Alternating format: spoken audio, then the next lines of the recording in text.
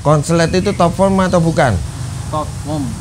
Top form dari labet ya? Setuju ya? Jadi konslet itu adalah puncak daripada perawatan labet.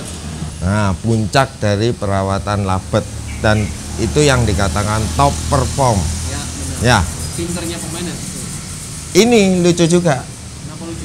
Di medsos ada yang ngomong, kalau ada yang bikin konslet, bisa bikin konslet, itu pembodohan.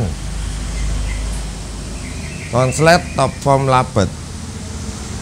Orang yang ngomong konslet nggak bisa dibikin, berarti orang itu nggak bisa bikin top form labet. Bener?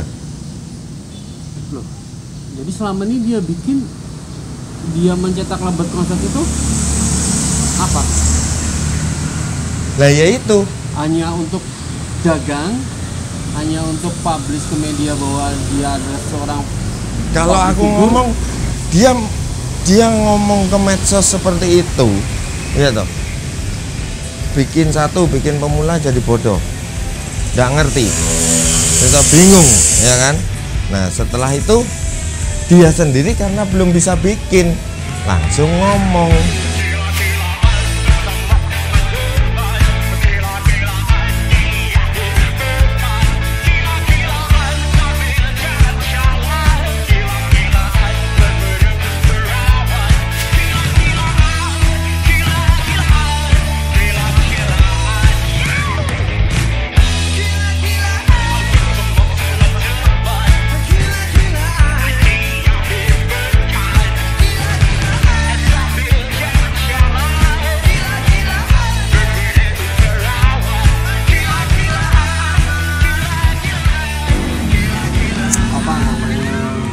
Statement 100% robot itu tidak bisa dibuat konslet itu agar supaya pasar mengarah ke figur pabrik tersebut, kemudian dia bisa memberikan.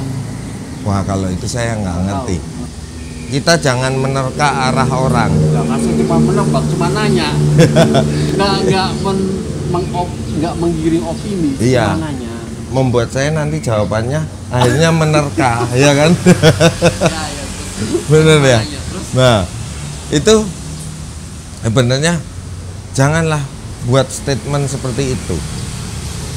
Kita harus menggerakkan pemula, kasih kesempatan pemula, kasih pembelajaran pemula. Kalau nggak ngerti diem, jangan bikin statement. Kenapa? Karena dia beli hampir jadi. Lah hampir jadi ini awalnya gimana? Kenapa nggak mau dipelajarin? Contoh gampang.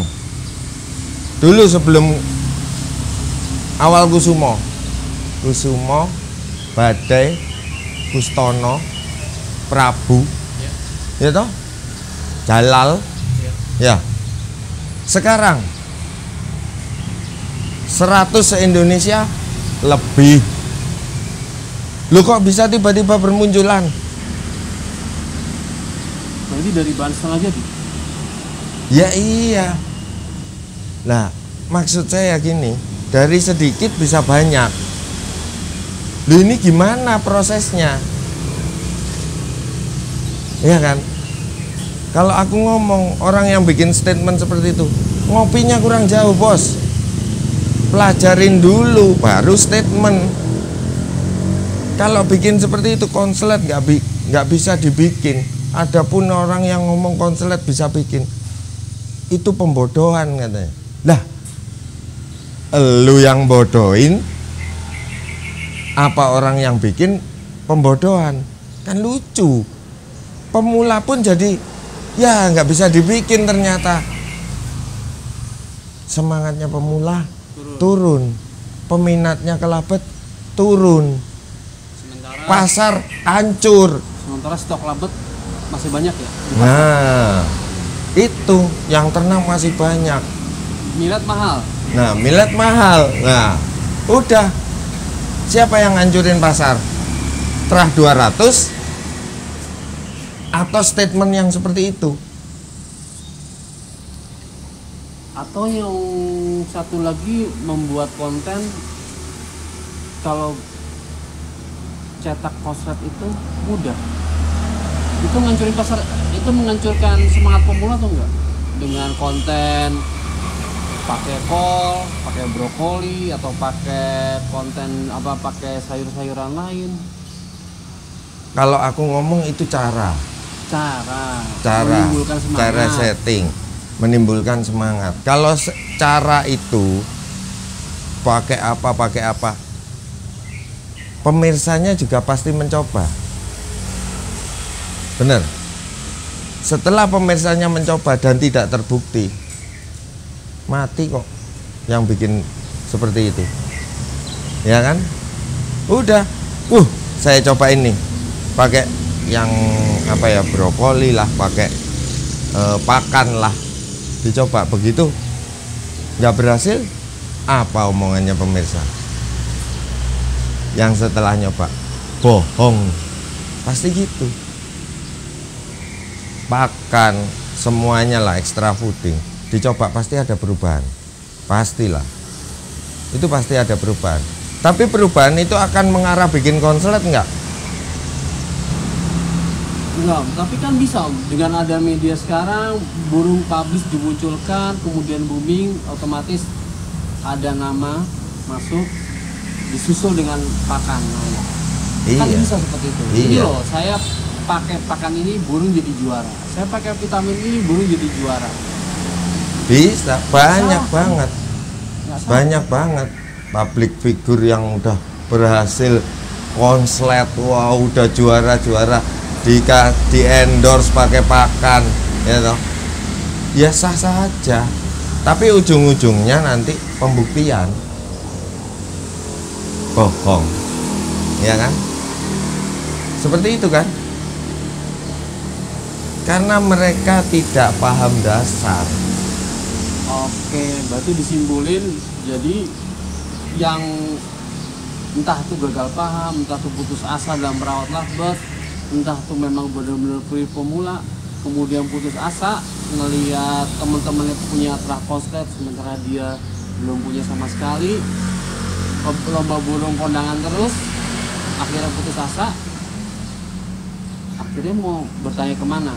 Melihat konten YouTube semakin variannya semakin banyak, semua demi konten dibuat seakan-akan dia biar menjadi sorotan. Tujuannya sorotan apa? Subscribe, bos. Itu wajar lah. Ya, wajar karena situ pembuat juga. Tapi bagus.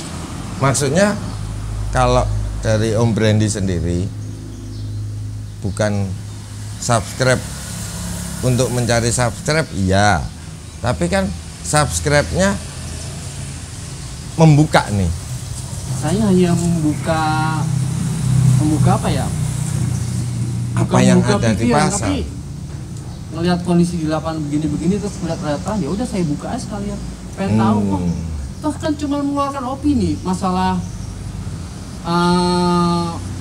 buzzer atau netizen lain berkomentar atau membuat tandingan itu malah menjadi senang buat saya. Berarti di dunia YouTuber kan bagus. Iya. Kontennya kan jadi menjamur kemana-mana. Iya bener. Nah itu benernya. Jadi kan kalau Om Brandy kan, wah ini ada nih seru nih, apakah menurunkan pasar terah 200 tadi? Nah dibahas Om Sigit, ya toh, Sigit ditanya toko-toko gimana tentang itu. Terus kemudian kemarin ketemu nih di Malang. Iya. Wah ini juga pemain labet sekalian nih kan gitu. Nah ternyata berbeda, ya kan? Ya. Intinya dibelajarin pemula ini tentang dasar labet dulu. Ya. Versi saya. Jangan dibodohin dulu kalau mau labet ramai kembali. Ya, saya udah berusaha semaksimal mungkin bikin pakem libas. Pakem libas seperti apa sih Om? Ada yang sempat bertanya di postingan grup libas. Nah, Labet pakem yang penjulian berkualitas. seperti apa? Labet yang berkualitas itu labet yang panjang, Durasi panjang. durasi panjang, ya kan? Intinya durasi panjang, ya kan? Nah, kemudian tidak lupa diiringi durasi kerja.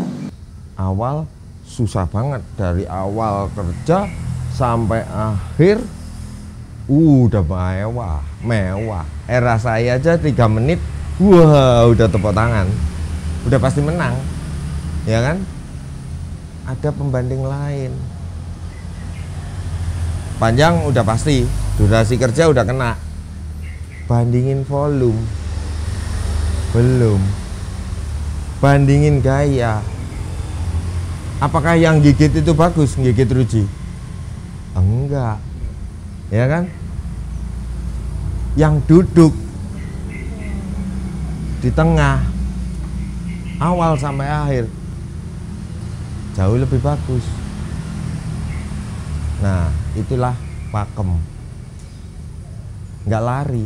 Pakem libas saya bikin itu durasi panjang ke durasi kerja. Udah saya hitung grafiknya sampean. Sampai di mana sih kalau 40 detik? Sampai di mana sih pemberian untuk panjang? Misalnya 1 menit up dengan bonus tambahin. Nggak mudah bikin labet seperti itu dibandingin dengan yang 40 detik 30 detik kerja terus, jeda rapat. Ya tetap harus yang panjang, yang bagus, ya kan? Tapi kalau yang panjang bunyi sekali, 1 menit bunyi sekali, lainnya pendek-pendek, ya bisa ke Uber dong. Sama yang 30 jeda rapat. Ya. Sudah pernah dipakai di beberapa IO atau bagaimana? Sementara ini saya coba di Malang sampai ke tiket 100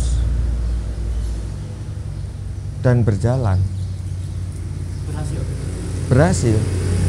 Akhirnya apa? Dengan pakem ini banyak labet berdurasi panjang, kejar, dan itu tidak ada pemisah. Yang konslet 30-30, maaf bos, harus minggir dengan durasi panjang. Saya pun turunin konslet, saya coba gimana dengan durasi panjang. Adakah pemisah? Akhirnya fighter lah, konslet lah, nggak ada. Yang penting labet bunyi, nilai. Ya, Haji Cahya itu kan gila, dari ujung awal start udah bunyi sampai akhir.